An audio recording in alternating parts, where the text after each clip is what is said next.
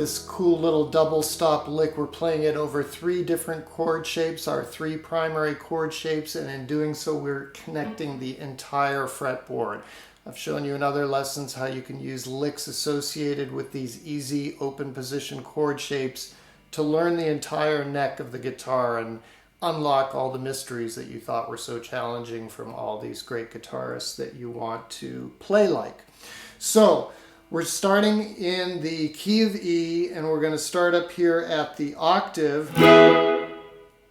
of the E chord of the E shape, which I sometimes call F just because it's easier to visualize it as an F shape when you're playing on the first few strings up the neck. But anyway, E chord of the E shape from Caged, we're on the 2nd and 3rd strings at 12 and 13. It's going to be easiest to use your middle and ring fingers because we're going to want to keep our index finger free to play the 9th fret when we land there. Because we're going to go 12, 13, 10, 11, and then 9, 9. This is a classic lick. You don't have to play these as double stops, though, as I'm going to show you. You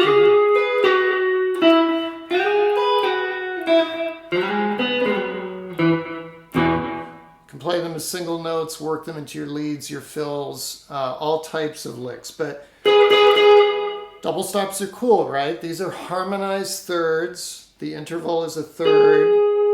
So I'm hitting the 3rd string first and then picking up the 2nd string, but you can play them in unison however you like. And although I've shown you these double stop licks in a lot of lessons, what I really am focusing on today is how they connect these different chord shapes.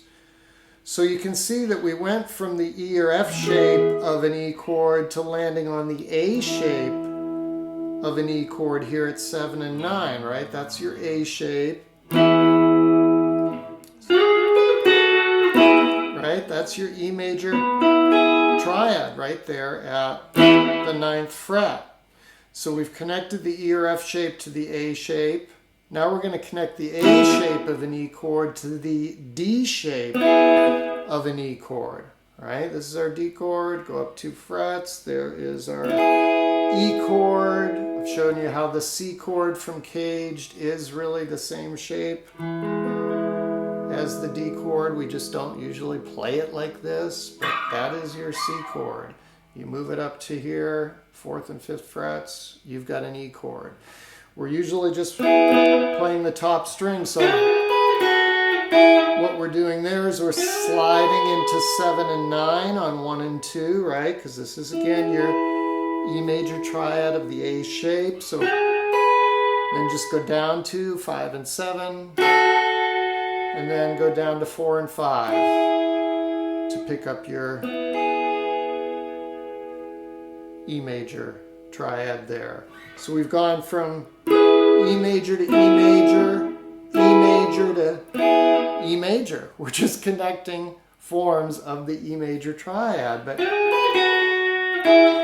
doing it in a cool way that's going to give you options when you're playing leads, which I'll show you in a minute.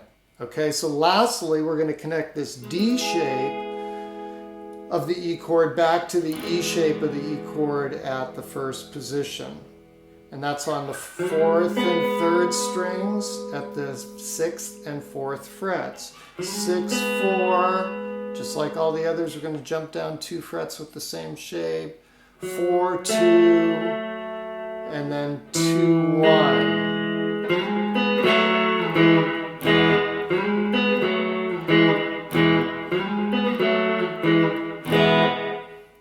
Okay, so this gives you everything for the entire octave.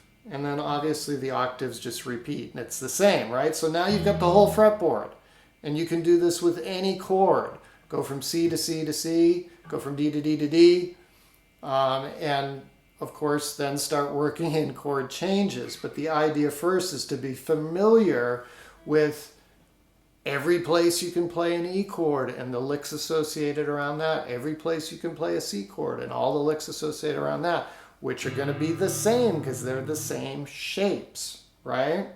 If we wanted to start with a C chord, well, there's our A shape of a C chord. So there we've got our C chord, or, right? You should be able to transpose these anywhere for any chord. So you're in an E major environment.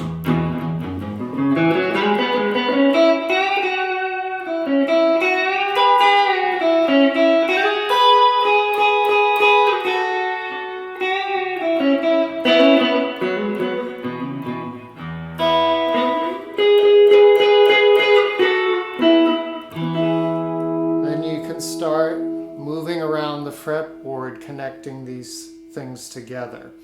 So play around with this, do it in different keys, as I said, and I think you'll find that it really opens things up for you.